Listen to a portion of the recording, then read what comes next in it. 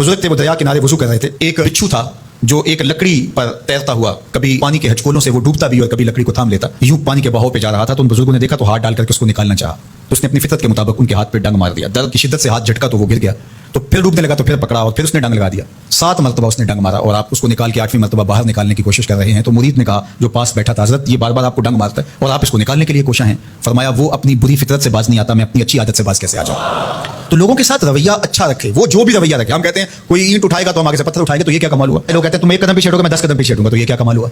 तुम कहो मियां तुम जितने मर्जी कदम पीछे हटो, मैं भाग के तुम्हारा दामन पकड़ लूंगा, तुम्हें जाने नहीं दूंगा, एक दिन तुझको भी जीत लूंगा मोहब्बत के जोर पे। हम कहते हैं कि फलां मेरे साथ अच्छा सलूक करता है तो मैं भी अच्छा करता हूँ, फलां का सलूक मेरे साथ अच्छा नहीं है तो ठीक है, जिस तरह वो चलता है मैं भी उसी तरह चल रहा हूँ, ये तो फिर बराबरी हुई। अगर कोई बुराई के साथ मुआमलत करता है तो आप भी उसके साथ ऐसे ही करते हैं, तो बुराई बुराई में बराबर है। और अगर आपके साथ कोई अच्छा सलूक करता है तो आप भी उसके मुकाबले में अच्छा करते हैं, तो फिर भी आप बराबर है, लेकिन अच्छाई में बराबर है। तीसरी सूरत यह है कि कोई आपसे अच्छा सलूक करता है और आप उससे बुरा सलूक करते हैं, ये बदतरीन सूरत हाल है।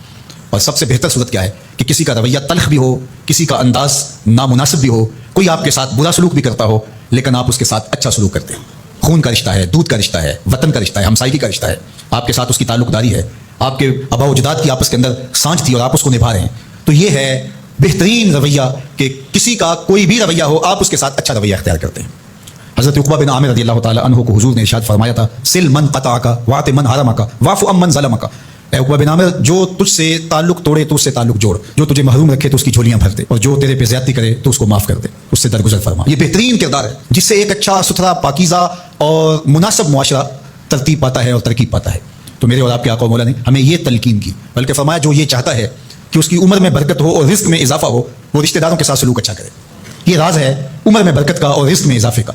रिश्तेदारों के साथ अगर सलूक अच्छा करोगे तो तुम्हारी उम्र में भी बरकत होगी, तुम्हारे रिस्क में भी बरकत होगी। तो हमें ये तलकीन की, रिश्तेदार तो दूध या खून की सांस से रिश्तेदार बनते हैं, कोई आम इंसान भी हो, हमें तो उनके साथ भी अच्छा रवैया इख्तियार करने की तलकीन की गई। हत्ता कि आपके दीन पर ना भी हो तो आपकी हमसायगी में बसता है, मुस्तामन है, जिम्मी है, तो उसके साथ आपका सलूक अच्छा होगा। आपका दीन आपको ये सिखाता है। शेख सादी बोले, शुनीदम के मर्दान राय खुदा दिले दुश्मना हम न कर दन तंग तुरा के मुयस्सर शवदी मुकाम के बाद दोस्तानत खिलाफस्त जंग।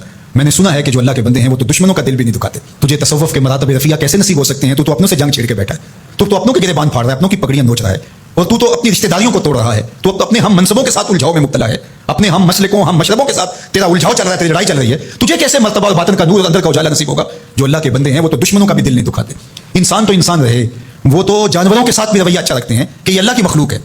मखलूक होने के नाते से अल खल्क़ु अयालुल्लाह, तमाम मखलूक अल्लाह का कुंबा है, और उसके साथ उसने सलूक, उनका कुछ भी रवैया हो, हुजूर के गुलाम और इस्लामी मुआशरा, उसमें ये किस तरह चीज़ें पनप सकती हैं कि हम नफरतों को फरोग दें और कहें कि नहीं हम ऐसे कर देंगे, इसने मेरी तरफ यूँ देखा ही क्यों है, लिहाजा मैं तो अब इससे सारी ज़िंदगी हम कलामी नहीं होऊंगा।